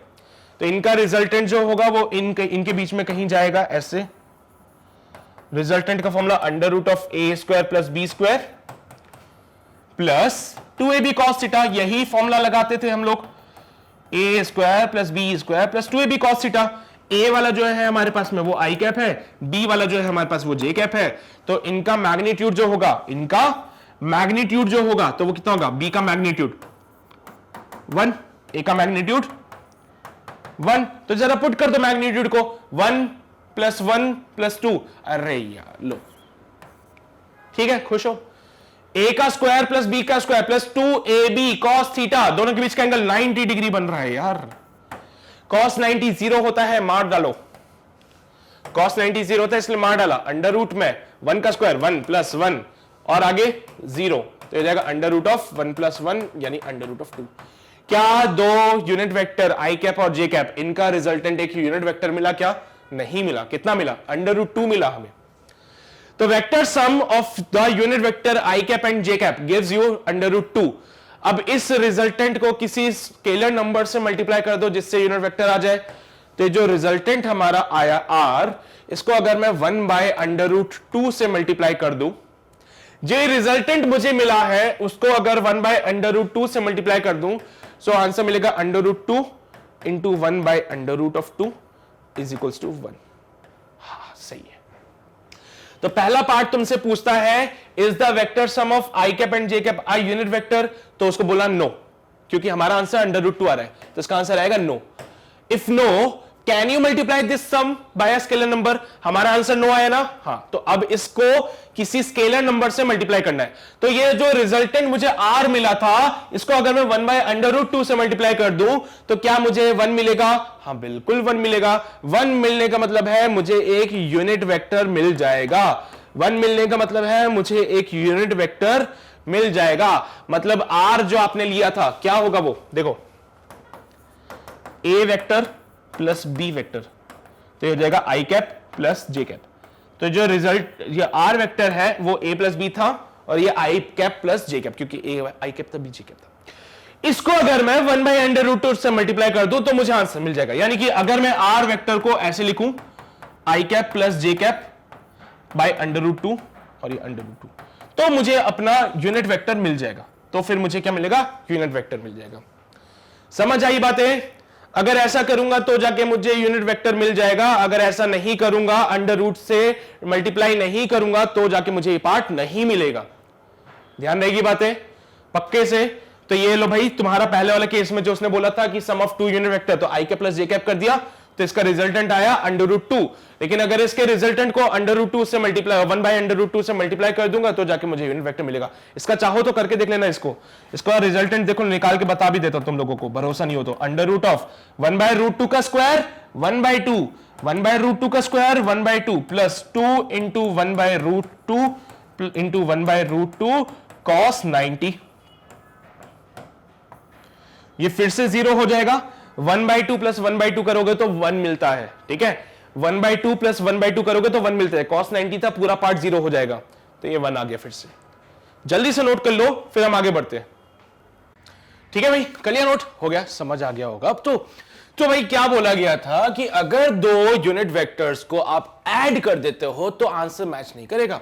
उसने कंडीशन डाल दी, पर इस बार अगर वो सिर्फ इतना ही बोलता कि दो यूनिट वेक्टर को ऐड करना है, तो तुम तो अपनी मर्जी से कर लेते कुछ भी, लेकिन उसने कंडीशन डाल दी, तो उसका आंसर हमें रूट 2 मिल रहा था, जो कि भाई सही बात नहीं है।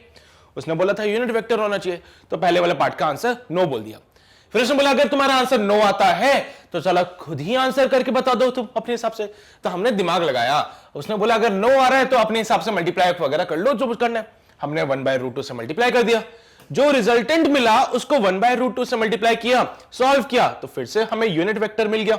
हम तो खुश, हम है ही इंटेलिजेंट, है ना, इसीलिए हम अच्छे काम कर लेते हैं। चलिए भाई, बहुत बढ़िया, ये वाला पार्ट हो गया कंप्लीट। आगे बढ़ते हैं हम लोग अपने नेक्स्ट पार्ट की ओर आते हैं, क्वेश्चन नंबर 11 पे।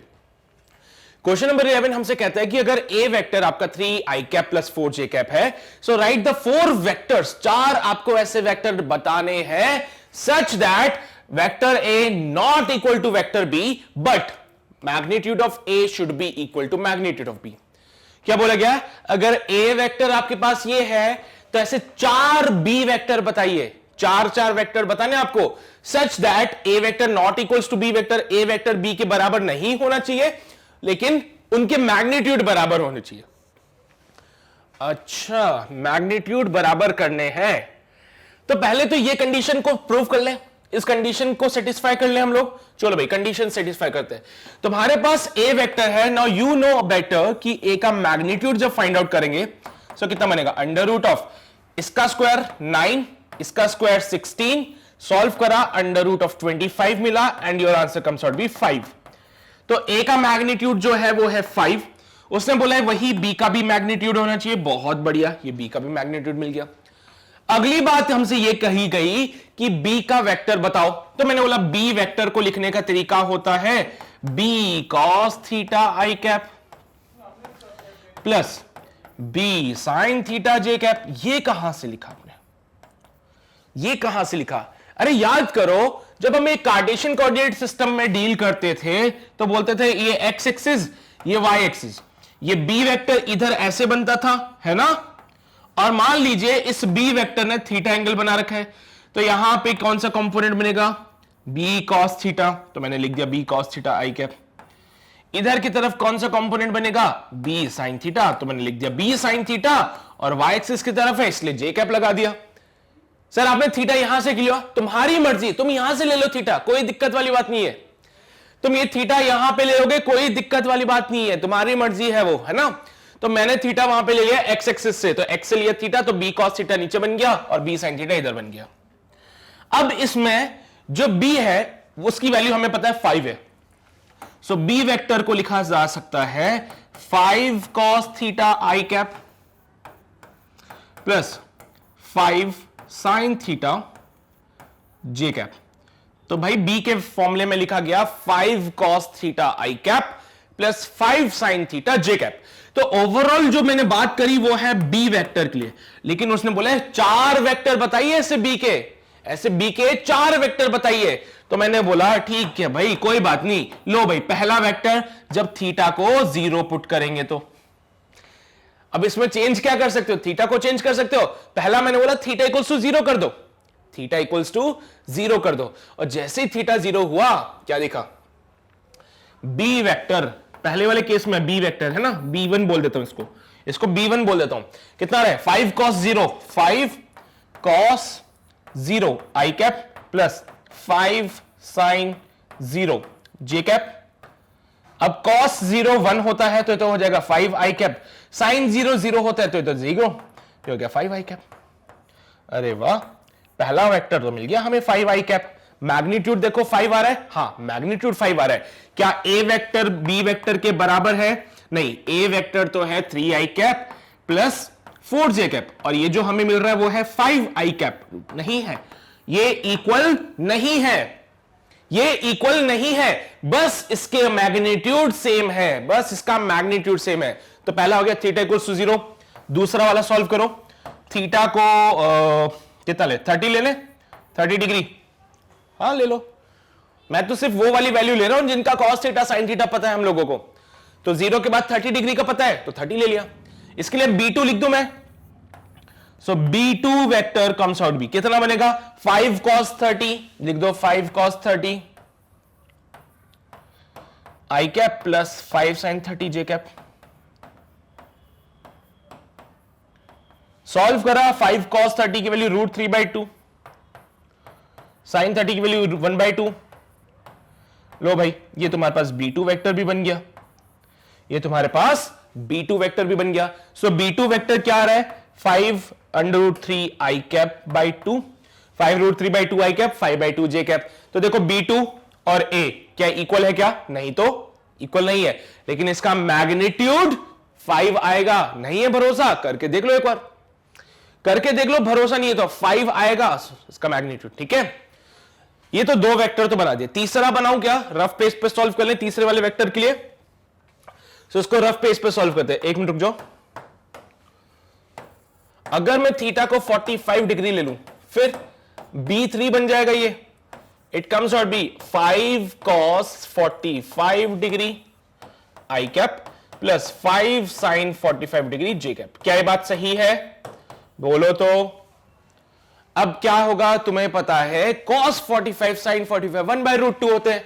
सो लिख दीजिए 5/√2 i cap plus 5/√2 j cap is the value of b3 vector. चौथा होगा हमारे पास b4, theta equals to 60 degree पे, तो ये आ जाएगा b4 वेक्टर। क्या बनेगा ये 5 cos 60 i cap plus 5 sin 60 j cap. cos 60 को देखो तो क्या बनता है 1/2 बनता है ना, तो ये हो जाएगा 5/2 i कैप और ये हो जाएगा 5√3/2 j कैप। अब तुम बोलोगे कि सर 30 डिग्री पे भी तो यही वैल्यू मिल रही थी, तो ध्यान से देख लेना, 30 डिग्री पे कुछ और मिल रहा था। 30 डिग्री पे जब तुमने सॉल्व किया तो 5√3 i कैप था, 5√3 i कैप था, इस बार 5√3 j कैप है। चार वेक्टर बना दिए हैं b के जो a के बराबर नहीं है, लेकिन उनके मैग्नीट्यूड a के मैग्नीट्यूड के बराबर है। तो ये 3 और 4 वेक्टर हो गए, और पहले वाली स्लाइड में 1 और 2 है। तो एक काम करो, पहले इस वाली स्लाइड को नोट करो, उसके बाद दूसरी स्लाइड को नोट करेंगे फिर। ठीक है, चारों वेक्टर को देख लो, कोई भी तुम्हें a वेक्टर के बराबर नहीं दिखेगा, लेकिन चारों के मैग्नीट्यूड a के मैग्नीट्यूड के बराबर होंगे। हो गया, ये वाला भी नोट करो फिर। कर लिया? पक्का ना? चलिए भाई, बहुत बढ़िया, शाबाश। तो ये हुआ हमारा क्वेश्चन नंबर 11 कंप्लीट। अब आते हैं अगले पार्ट पे, क्वेश्चन नंबर 12 पे। क्या कहा गया? Can you have a vector cross b vector equals to a vector dot b vector with a not equals to 0, b not equals to 0, what if one of the two vector is 0? भाई पहला question में पहला part जो पूछ रहा है वो बोल रहा है कि a क्रॉस b करोगे और a डॉट b करोगे, तो क्या आप कर सकते हो ऐसा जिसमें a और b 0 नहीं होंगे? ठीक है, ऐसा कर सकते हैं कि हम लोग कर सकते हो क्या ये काम? सोचो, क्या तुम ये कर सकते हो क्या? हाँ कर सकते हैं सर। ये क्या आएगा ए बी साइन थीटा, ये क्या आएगा ए बी कॉस थीटा। पर एक बात ध्यान रखना, ये है वेक्टर प्रोडक्ट, या फिर बोलो ये है क्रॉस और ये है डॉट। क्रॉस करने से जो मुझे मिलता है वो होता है एक वेक्टर क्वांटिटी, क्रॉस करने से जो मुझे मिलेगा वो होता है एक वेक्टर क्वांटिटी। डॉट करने से जो मुझे मिलेगा वो होता है एक स्केलर क्वांटिटी, क्रॉस करने से मुझे क्या मिलता है, वेक्टर क्वांटिटी, डॉट करने से मुझे क्या मिलता है, स्केलर। तो क्या एक वेक्टर और स्केलर बराबर हो सकते हैं? कभी नहीं। क्या एक वेक्टर और स्केलर बराबर हो सकते हैं? कभी नहीं। इसलिए ये दोनों पॉसिबल नहीं है। Can you have this? No, ये कभी नहीं हो सकता है। क्या होगा अगर दोनों में से कोई एक जीरो हो जाए?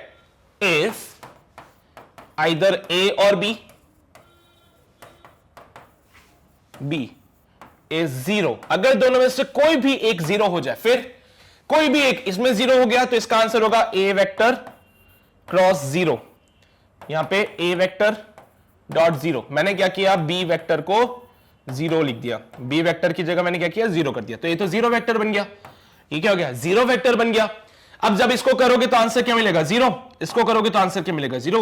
हां, तो उस केस में हमारा आंसर मैच कर जाएगा। फिर अगर दोनों में से कोई एक जीरो हो जाए तो हमारा आंसर मैच कर जाएगा, नहीं तो हमारा आंसर मैच नहीं करेगा, नहीं तो हमारा आंसर मैच कभी भी नहीं करेगा। सो ये है क्वेश्चन नंबर 12। समझ आ गई बातें? क्वेश्चन नंबर 12 की कहानी सिंपल है ना बहुत। चलिए भाई बढ़े आगे। चलो भाई, तो क्वेश्चन नंबर 12 हो गया हमारा कंप्लीट। अब हम बढ़ते हैं क्वेश्चन नंबर 13 पे। If a cross b equals to 0, can you say that a vector equals to b vector and a vector not equals to b vector. देखो भाई, अगर a क्रॉस b करके 0 मिलता है तो इनमें से कौन सी बात सही है, a या b? इनमें से कौन सी बात सही रहेगी?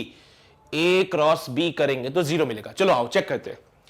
अगर मैं बोलूं a क्रॉस b करना है, तो अगर c vector is equals to a vector cross b vector होता है तो इसको लिख सकते हैं A B sine theta N cap. Point ये आता है कि भाई ये पार्ट जीरो कब हो सकता है, ये पार्ट जीरो करना है, मुझे जीरो लिखा ना, तो इसको मुझे जीरो करना है। तो यहां से पॉइंट ये आता है कि ए बी साइन थीटा को जीरो करना है। तो ये तभी पॉसिबल हो सकता है जब साइन थीटा जीरो हो जाए, ये तभी पॉसिबल होगा जब साइन थीटा जीरो हो जाए। साइन थीटा जीरो कब होता है, जब theta is equal to zero होता है, यानी कि if both vectors are equal,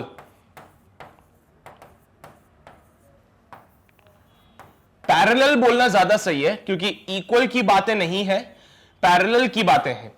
तो अगर दो वेक्टर पैरेलल हैं तो उनका क्रॉस प्रोडक्ट जीरो हो जाएगा। तो यहां पे अगर थीटा जीरो होगा तो दोनों कैसे हो जाएंगे, जीरो हो जाएंगे। अगर थीटा जीरो हो गया तो जीरो हो जाएगा। लेकिन क्वेश्चन में उसने बोला है a vector equals to B vector, यहां पे इसका मतलब यह है कि अगर if a vector is equals to B vector लिखा गया है, दैट मीन्स इनका मैग्नीट्यूड सेम होना चाहिए, दैट मीन्स इनका मैग्नीट्यूड सेम होना चाहिए। दूसरी बात, ये दोनों पैरेलल भी होने चाहिए, दोनों का डायरेक्शन भी सेम होना चाहिए। Direction of both should be same, direction of both should be same.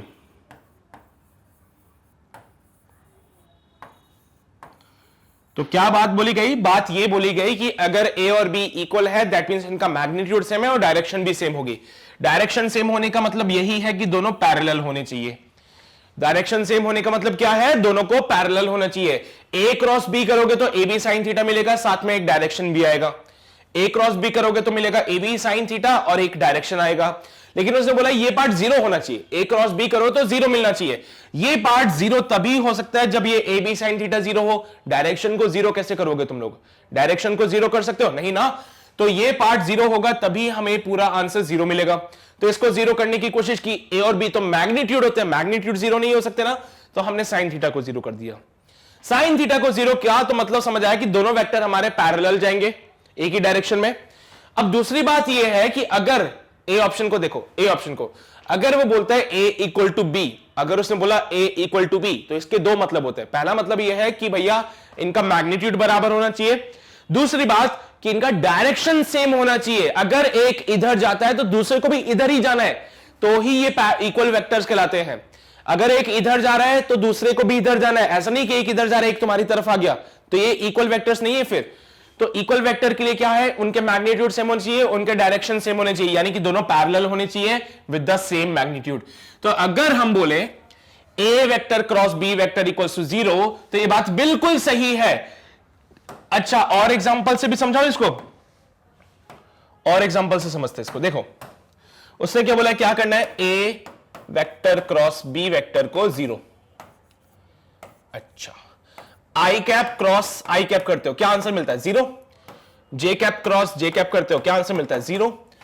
के कैप क्रॉस के कैप करते हो तो क्या आंसर मिलता है 0। मतलब की बात यह है, अगर किसी वेक्टर को उसी के साथ क्रॉस कर दिया जाए तो आंसर 0 मिलेगा। यानी कि अगर दो वेक्टर्स को आपस में क्रॉस करके 0 मिलता है, दैट मींस दोनों वेक्टर बराबर है। दोनों वेक्टर्स क्या है, बराबर है। तो ये ए वाला पार्ट बिल्कुल सही है। बी वाला पार्ट हमसे बोलता है a vector not equals to B vector. अब देखो, i cap cross j cap करोगे, i cap cross j cap करोगे तो क्या आंसर मिलेगा, के कैप मिलेगा भैया। 0 मिलेगा क्या, नहीं मिलेगा। तो अगर आपको दो वेक्टर का क्रॉस प्रोडक्ट 0 करना है तो दोनों को इक्वल होना पड़ेगा। अगर वो इक्वल नहीं होते हैं, अगर वो इक्वल नहीं होते हैं, जैसे कि आई कैप जे कैप इक्वल नहीं है, डायरेक्शन अलग अलग है, तो इनका क्रॉस करने से मुझे के कैप मिल जाता है, जो कि 0 नहीं होता है, which is not equals to 0। तो 0 तभी मिलेगा जब दो वेक्टर्स बराबर है, अदरवाइज 0 नहीं मिलेगा। तो एक तरीका ये हो गया, दूसरा तरीका ये हो गया, सब मैंने डिफाइन कर दिया है, जो तुम्हें अच्छा लगे वहां से समझ जाओ। ये वाला नोट कर लो जल्दी से, कर लिया, हो गया नोट, बहुत बढ़िया। इसको भी नोट कर लो फिर, हो गया पक्का ना। चलिए, सो क्वेश्चन नंबर 13 का कहानी खत्म हुई यहां पे। अगले सवाल की ओर बढ़ते हैं, क्वेश्चन नंबर 14 पे आ जाते हैं। क्वेश्चन कहता है, let's say A vector equals to 5 I cap minus 4 J cap and B vector equals to minus का 7.5 आई कैप एंड प्लस का 6 जे कैप। तो डू वी हैव, क्या हम ऐसा कर सकते हैं क्या, बी वेक्टर इक्वल्स टू के ए वेक्टर। देखो तो क्या ऐसा कर सकते हो क्या, बी वेक्टर इक्वल्स टू के ए वेक्टर। करके देख लेते हैं सर, करके देख लेते हैं। अगर ये इक्वेशन सही होगी तो हमारी वैल्यू सही सेटिस्फाई हो जाएगी। सो उसने बोला बी वेक्टर इक्वल्स टू के ए वेक्टर, क्या ये पॉसिबल है, करके देख लेते हैं। बी वेक्टर की जगह माइनस का 7.5 आई कैप प्लस का 6 J cap is equals to के ए वेक्टर की जगह 5 I cap minus 4 J cap. अच्छा, यहां पे 5 आई कैप है और यहां माइनस का 7.5 है। ये देखो, आई कैप को आई कैप के साथ कंपेयर करो, माइनस का 7.5 इज इक्वल टू 5k। मैंने क्या किया, कंपेयर किया आई कैप को आई कैप के साथ में, तो k का वैल्यू मुझे मिलता है माइनस का 1.5। मतलब ये काम कर सकते हो, अगर k का वैल्यू माइनस का 1.5 पुट करोगे, k का वैल्यू माइनस का 1.5 पुट करोगे तो ये वाली इक्वेशन और ये वाली इक्वेशन सेम हो जाएगी, कोई अंतर नहीं है। करके देख लेना, k की जगह माइनस का 1.5 पुट करते हैं, यहां पे 5 आई कैप आएगा, ये माइनस का 4 जे कैप आएगा, माइनस का 7.5 और ये प्लस का 6। अच्छा, आई कैप जे कैप लगाना भूल गए, प्लस का 6 जे कैप। ठीक है, तो ये वाली बातें भूल जाना, ये मुझे कैसे पता चली, ये बातें मैं तुम्हें नहीं बताऊंगा। ठीक है, तो अगर k का वैल्यू माइनस का 1.5 पुट करते हो तो दोनों तरफ इक्वेशन सेटिस्फाई हो जाती है। मतलब ये बात बिल्कुल सही है, ऐसा कर सकते हो आप लोग, ये बात बिल्कुल सही है, ऐसा कर सकते हो। अभी किया ना मैंने, अभी k की जगह माइनस का 1.5 पुट करूंगा, k का वैल्यू माइनस का 1.5 पुट करूंगा तो b vector equals to minus का 1.5 a वेक्टर। बिल्कुल सही बात है, कोई गलत नहीं कर सकता इस बात को। दूसरे वाले में बोला है, अच्छा अगर ये सही है तो क्या वो भी सही है, उसमें उसने बोला b vector upon a vector is equals to k। भाई पहली बात, ये बात बहुत गलत है कि वो दो वेक्टर्स का डिवीजन कर रहा है। Division of two vectors is not possible.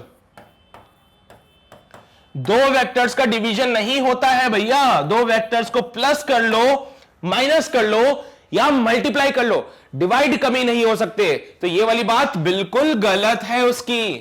ठीक है, तो दो वेक्टर्स को आप डिवाइड नहीं कर सकते हो, लेकिन ये वाला काम कर सकते हो, किसी वेक्टर को स्केलर से मल्टीप्लाई करना। हां, ये वैलिड है। किसी वेक्टर को, किसी भी वेक्टर को किसी स्केलर के साथ मल्टीप्लाई कर सकते हो। किसी वेक्टर को, देखो एक रूल लिखवा देता हूं यहां पे जो तुम्हें क्लियरेंस दे देगा। क्या क्या कर सकते हैं हम लोग, स्केलर इनटू वेक्टर। हाँ बिल्कुल कर सकते हो, आंसर मिलेगा वेक्टर। स्केलर इनटू वेक्टर करोगे, आंसर मिलेगा वेक्टर। वेक्टर इंटू वेक्टर करोगे तो भी आंसर मिलेगा। वेक्टर और स्केलर दोनों ही मिल सकते हैं डिपेंडिंग ऑन द कंडीशन कि आप कौन सा वाला कर रहे हो, ठीक है। लेकिन अगर आप वेक्टर अपॉन वेक्टर करते हो तो ये पॉसिबल नहीं हो पाएगा, इसको काट देना, नॉट पॉसिबल, ठीक है। अगर आप वेक्टर प्लस स्केलर करते हो, वेक्टर प्लस स्केलर करते हो तो ये भी नॉट पॉसिबल, ये भी पॉसिबल नहीं होगा। अगर आप वेक्टर प्लस वेक्टर करते हो तो ये चल जाएगा और यहां से आंसर मिलेगा वेक्टर। सिमिलरली माइनस के लिए भी चलेगा ये बात, माइनस के लिए भी चलेगा ये बात, ठीक है।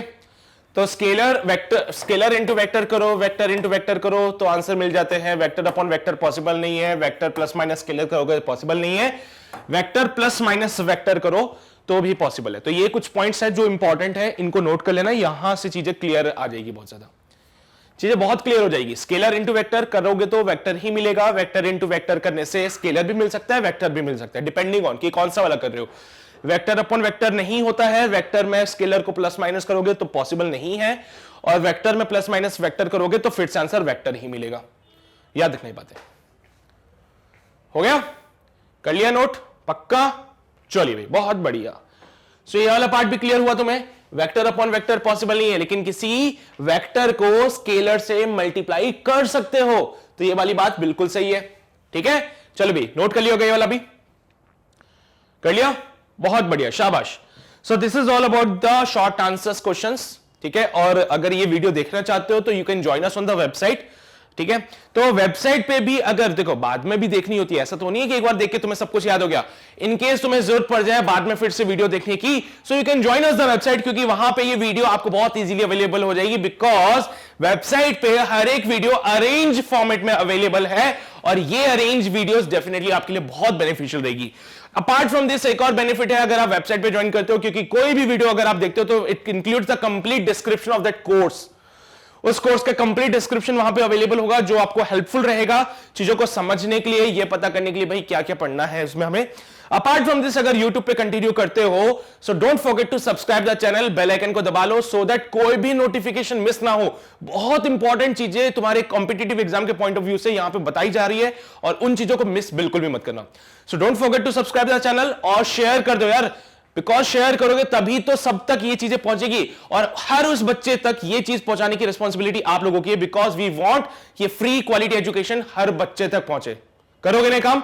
So before the ending of this session ये काम कर देना, और एक लाइक कर दिया करो यार, तुम लाइक नहीं करते आजकल, ठीक है। So don't forget to like also. So that's all for today's class. बाकी की बातें हम अगले सेशन में करेंगे, तब तक अपना ध्यान रखो, पढ़ाई करते रहो, ऑल द वेरी बेस्ट।